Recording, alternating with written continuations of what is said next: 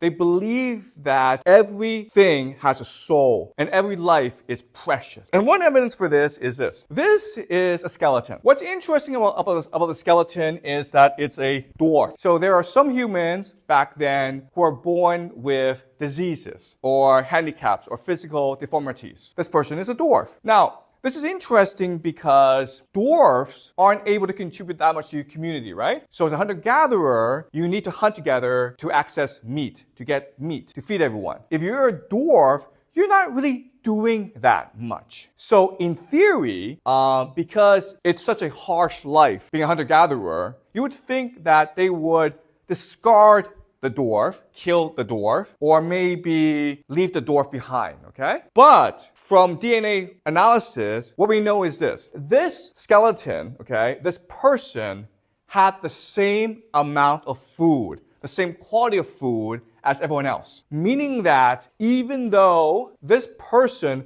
was not contributing to the community, everyone worked hard to make sure this person was treated well and was fed as well as everyone else. And at the end of this person's life, he was granted an elaborate burial. And we know this from the archaeological research. So let me ask you this question. Let's make the assumption that he was, in fact, contributing to the community. How could he contribute to the community? How? They clearly thought he was special, but what made him special? If you're a dwarf, you can't hunt, what can you do that others couldn't do? So maybe the religion back then is that everyone is special. Everyone's the same, right? So if you're different, it doesn't mean you're less special. It means you're more special. It means that the mother goddess has given you a special power. And maybe this power is to communicate with the spirit world. So maybe the cave paintings, as you say, were done by people like this, who were in a constant state of